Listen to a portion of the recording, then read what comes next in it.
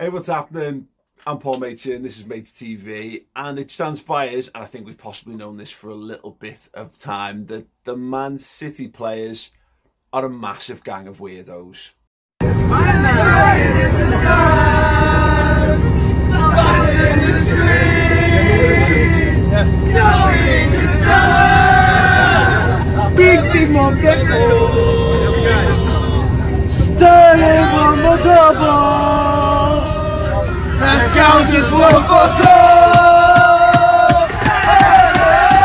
Amazing.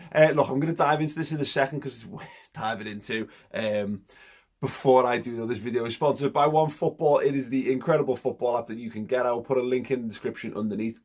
You can customize your preferences to get the news that you want to see, and only the news you want to see. But if you want more, it's all there. International football, European football, all the way down to everything happening with your football team. Get involved in the discussion at the moment. How would Antoine Griezmann fit into Barcelona? Big talking point, and it's covered on the app. Link below, click through there, make me look really, really good. Anyway, so yeah, Man City, massive gang of weirdos, as it turns out. We've seen this happen on social media. Everyone loves to morally aggrandise about things till the cows come home. So, Liverpool fan pushes a fella into a fountain in Barcelona. Absolute outrage, rightly so. Chelsea fans pushing people off trains in Paris a few years ago. Yeah, kick off, rightly so. Disgusting. England fans pushing bikes into the water in Amsterdam. Yeah, knobheads. Call them out, rightly so.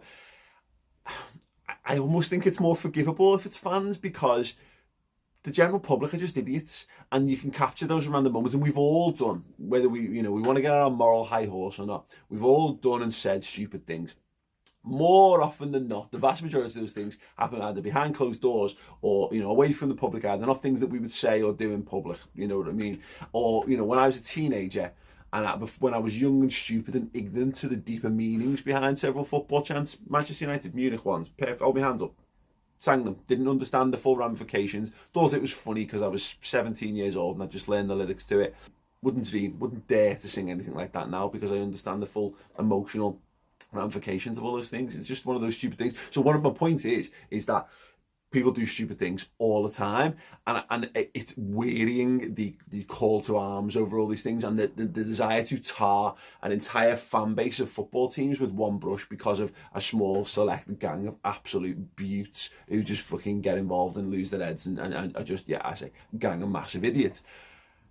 The players, the Man City players. Now, you can argue you got loads of foreigners, maybe don't understand the lyrics and all that.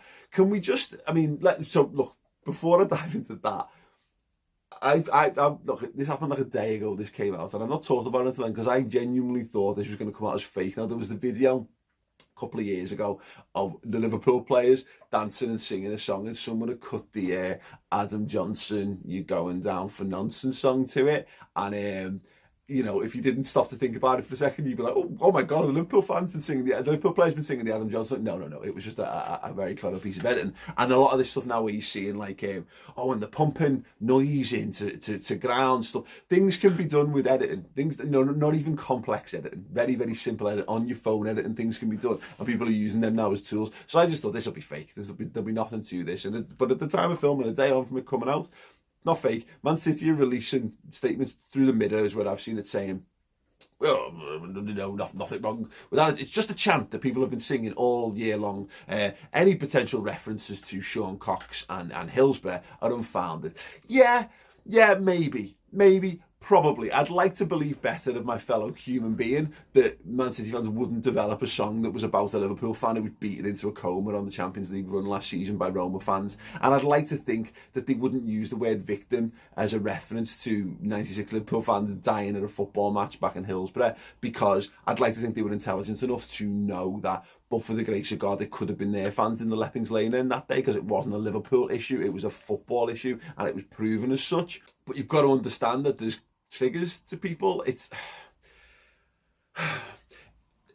There's just words and phrases that you can and can't use. And look, I'll give you an example of it. It was like using the word gay 15 years ago, you know, Chris Moyles used it on Radio 1 and people went, "Ooh, that's a bit bad," and he got in a little bit of trouble for it. No one would dream in a million years of using the word, of describing something as gay anymore. You just wouldn't, apart from YouTube comments, which are horrendous, but you know, people just wouldn't do it anymore because things move on, because you realise, oh, hang on a second, is that a massively offensive thing? Oh, I didn't realise that. And because this new open world we've got, because we're closer to people in so many different ways, closer to different groups, people have a bigger and a stronger voice. We are better educated than we were even 5 years ago, 10 years ago, 20 years, miles more than we were, you know, when I was growing up.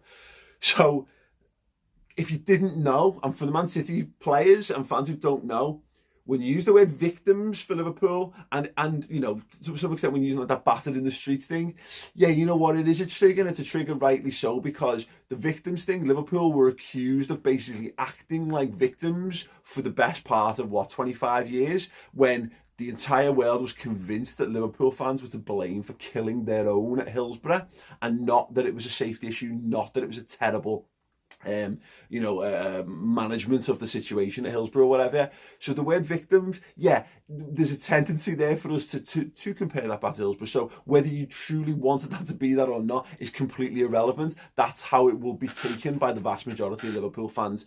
And that's not us being snowflakes, that's not us being soft. You got to understand that that is intrinsically linked to the psyche of a city because of how it was treated for over 2 decades, pushing on for 3, and the fact that stigma still exists and will exist as tarnishing us forever and ever falsely is something that, yeah, is a trigger, and it's a rightful trigger. So not something to be disrespected in that regard. And look, again, I don't think that the players necessarily would have thought it, because players are fucking idiots as well, aren't they? Players are idiots just as much as we're idiots. In some regard, it should be treated from a slight positive light.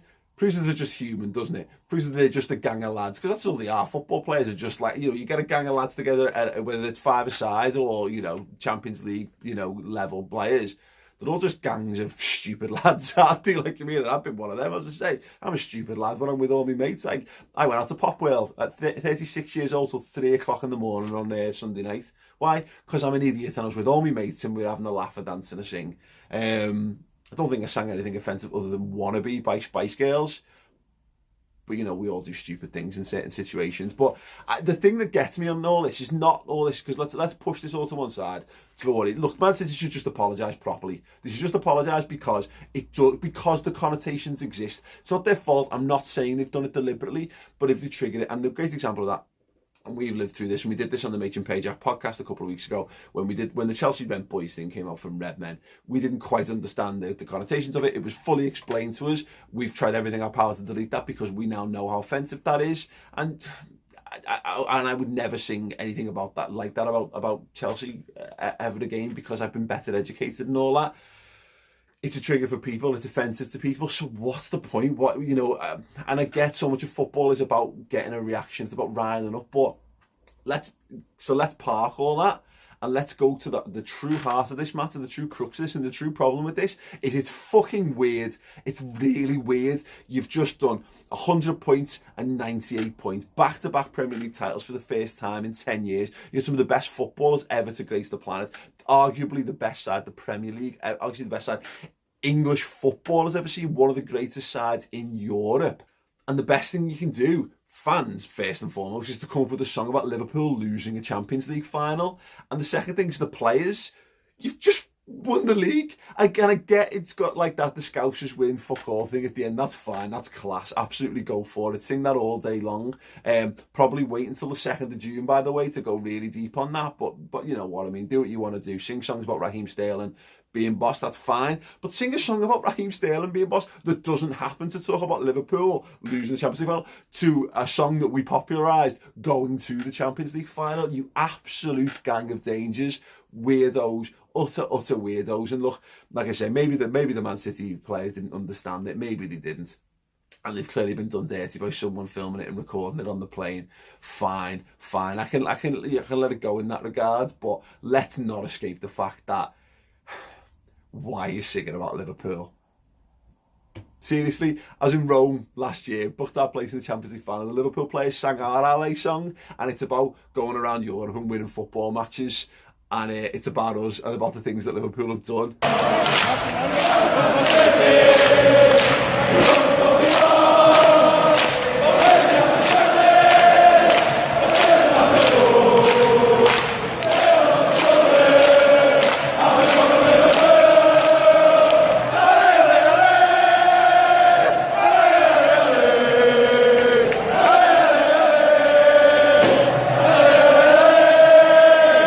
And it's about us and about the things that Liverpool have done.